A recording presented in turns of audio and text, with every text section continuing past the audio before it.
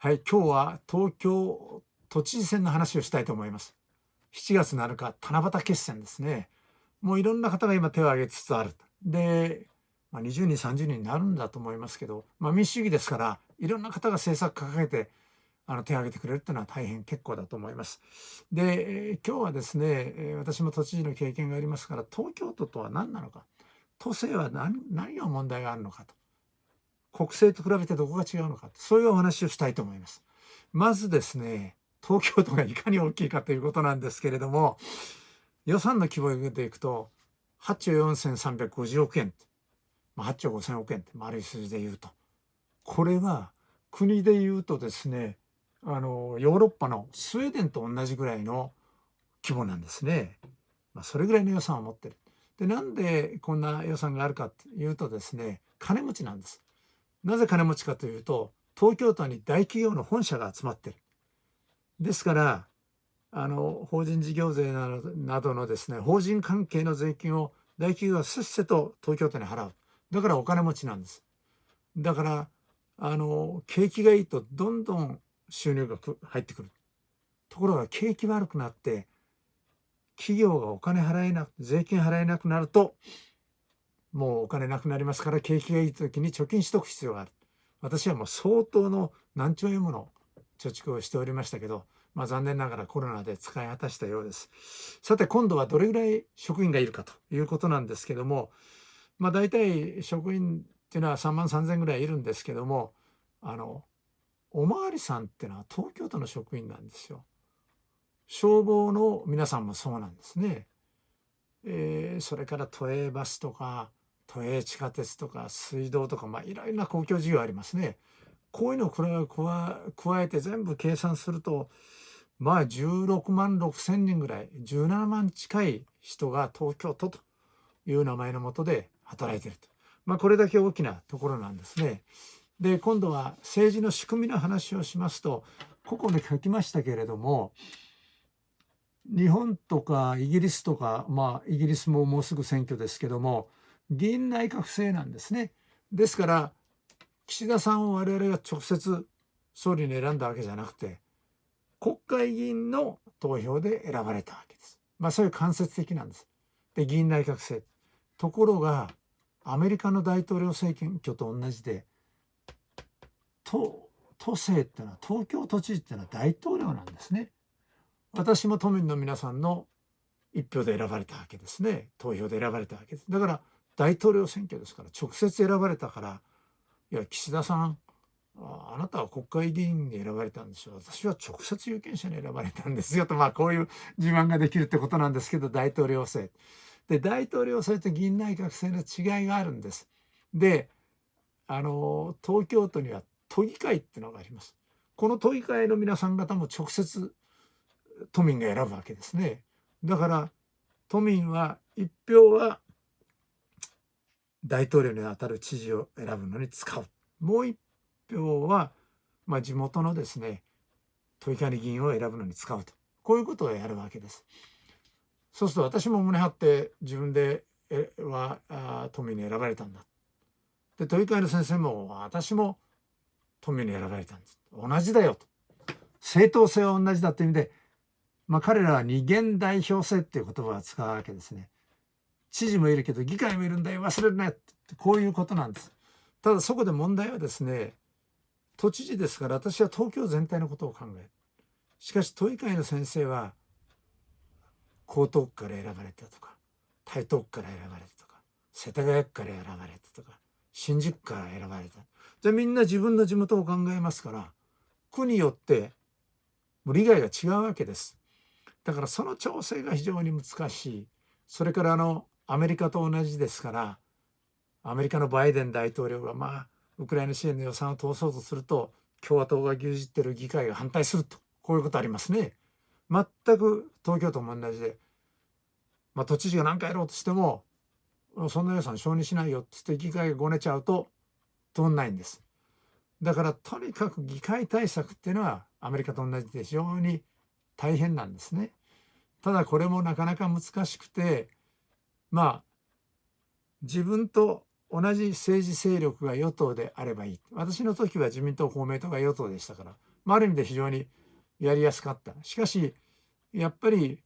自民党のドンと言われる人に話をつけて、いろいろお願いしないといけない。で公明党もいろいろ注文つけてくる。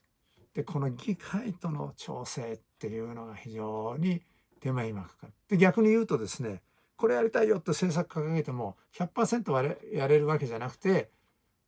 悪い言葉で言うと議会が足引っ張るということなんですね。そういう難しい問題がある。それから次はですね、都庁の官僚について言うと、都庁の官僚も非常に優秀です。で私は霞が関の官僚と大臣の時仕事しましたけれども、しかしどちらが楽かっていうと、はるかに都庁の役人の方が楽ですね。もう皆さんご承知のように、もう霞が関の官僚は真夜中まで徹夜して働いてる。大体都庁の役人は夕方5時の定時にみんな帰っていくという感じです。で私が大臣として答弁した国会と都知事として答弁した都議会を比べると、もうどんな質問が出てくるか分かんない、丁々発止のやり合いやるわけですね。もちろん質問に対する答えはメモで準備してますよ。しかし特に予算委員会なんかでですね、バンバンいろんな問題が出てきて、突然さっきこういう事件起こったけど大臣どう思うんですかとこう来る。もうアドリブで答えないといけない。で都議会はそれないんです。一言一句全部書いてあるんです、答えが。で私は国政の大臣の経験があるから、いやもうちょっと答えた方がいいなって言ってアドリブで答えたりしてると、後で役人から議会からクレームが来る。なんだと、時間通りやれと。つまり時間通りやるために役人が書いた答弁一言一句そのまま読むと、彼らが計算した時間通りに終わるんです。なんだこの議会は、何やってんだこの役人はと思いましたけど、慣れてくると楽ですからね。何のとんでもない質問飛んでこない。読むだけ。読む以上のアドリブ言うと叱られる。だから私はよく冗談に言ってたんですけど、皆さんの子供を役人にするなら絶対都議会に勤めさせるといいですよ。都庁の役人楽ですよ。霞が関なんか言っちゃもう家庭生活できなくなりますよ。こういうことを言ってた。それから今霞が関の官僚は天下り先っていうのはなかなか見つけられないで非常に厳しいですね、世間が。しかし東京都は何百って会社を持ってんですよ。だから天下り先がもう山ほどある。だから都庁定年退職ではやめても、はい次2年はこの天下り先、その次はこうだってこうやっていけるんで、これしかも確か私の時は平均給料は都庁の役人の方が霞が関の役人より上なんですね。だからこんな楽な仕事はないななんていうふうに思いました。もちろん例外もあって一生懸命仕事してる人もいますし、もう手伝いしてやるような方もおるってことは付け加えておきますけども、一般論で言うとそうなんです。だからちょっと私はがっかりして、町長発信の議論もできないなというような感じがしましたから、お役人らしい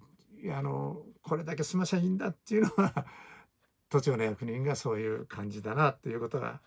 思います。それから圧力団体とか利益団体、利権の構造、こういうことについて言うとですね、ものすごい許認可権限を東京都は持ってるんです。例えばですね、厚生労働大臣やりましたね。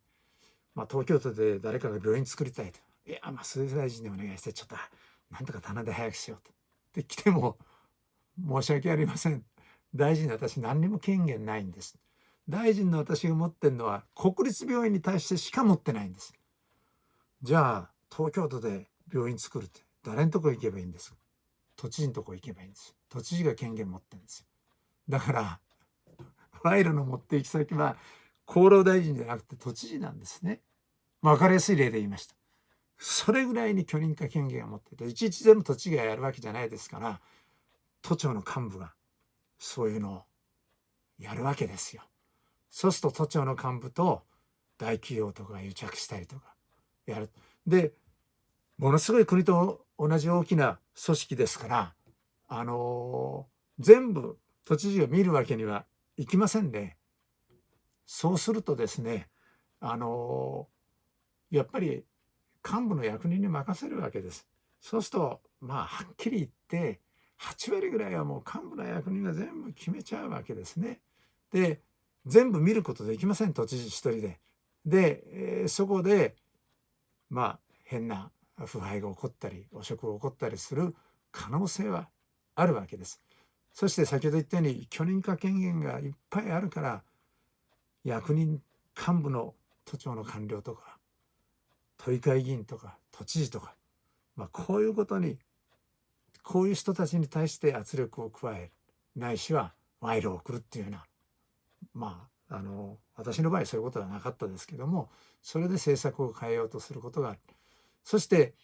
何よりも目に見えない形でそれが行われているっていうのは都庁は闇であるというふうに思いますけれども、今私が申し上げたようなことをですね、しっかり念頭に置いてきちんとした政策を出して、きちんと東京都を前に向かって進める人を今度の都知事選挙では選んでほしいと思います。